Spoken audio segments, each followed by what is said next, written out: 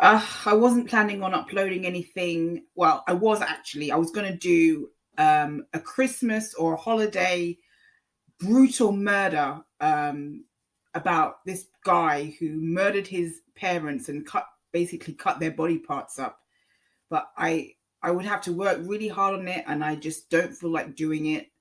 And there are more pressing matters to talk about, I think, like something that I've been wanting to talk about with you guys that I just never talked about, and that is COVID.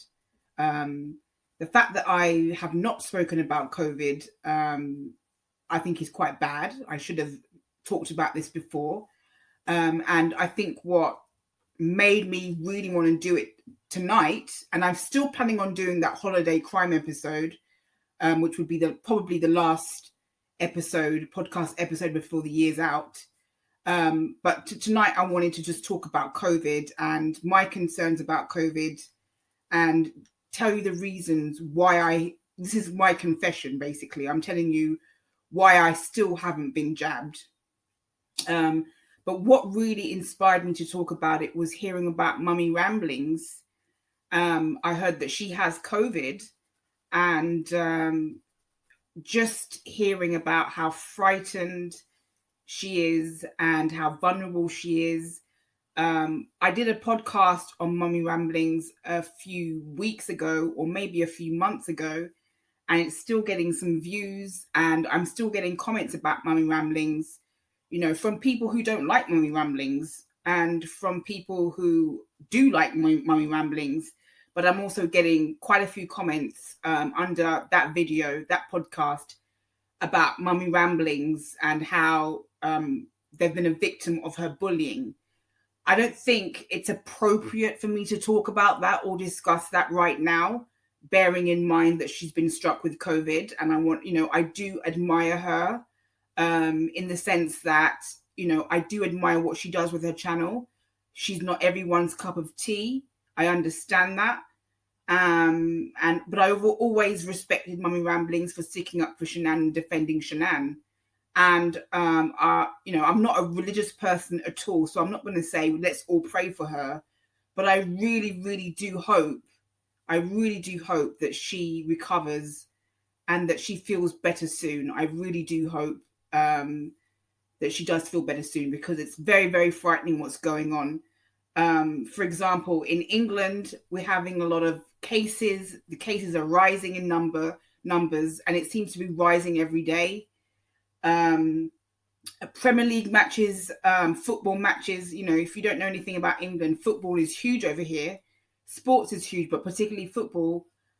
Football matches are being cancelled left, right and centre. And I personally believe that they should close the Premier League down. That's just my personal opinion. And so this new variant that I can't even pronounce, because there's always these new variants coming out. This new variant seems to be taking hold of a lot of people. And what I find interesting is that the jabs that we took, or that people took, a few months ago or a year ago, they obviously haven't worked. And that's why I was very hesitant to take jabs, because didn't know what people were putting into our bodies. And I'm always very kind of paranoid about what people are giving me, what people are injecting in me. And I wanted to see how the jabs would play out, if it would work. It's very obvious that the jabs have not worked. And just give me 1 second. What's a cause for concern for me is, are we, or is the public gonna have to keep getting jabbed for every time a new variant comes out, or every time a new variant is discovered? And that's a big concern for me, because I'm not sure that these jabs, or the jabs that we've taken, or that other people have taken in the past, I'm not sure that they've worked. So I'm still unjabbed. I am going to take it, but I am going to get jabbed for this variant, because I think it's time. Even though I can see that the jabs haven't really worked out, I am going to get jabbed for this variant, if possible. But how successful have these jabs really been? I mean, the jabs were supposed to protect us and save our lives and keep us immune from COVID. And it's obvious that the jabs haven't done that. And, you know, for every new variant that's discovered, perhaps makes an old jab null and void. So that's concerning for me. But it's also concerning that, you know, every time I think COVID is going to go away, it seems to, you know, it seems to come again. You know, a new wave seems to come.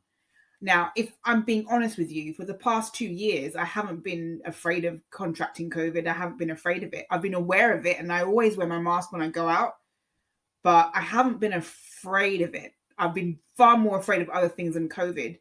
However, I think, knowing full well the jabs haven't really worked for a lot of people, it's obvious the jabs didn't work out.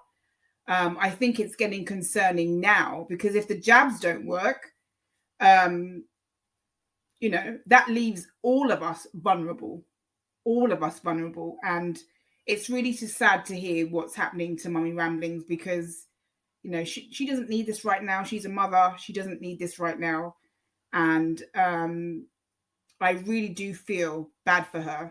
And also, I remember listening to Sandra, Frankie's mum, the other day, talking, not the other day, but a while ago.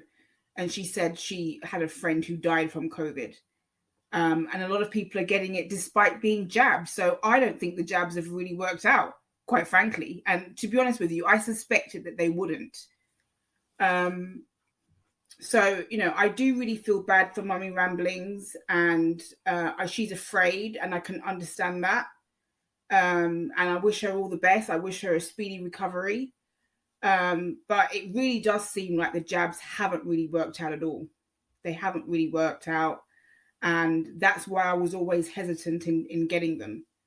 But I will be getting a jab for this new variant, which I can't pronounce. But it's frightening. This is not how the year should be ending. The year should not be ending with us being afraid of COVID again, when we all thought that the jabs were going to keep everything under control.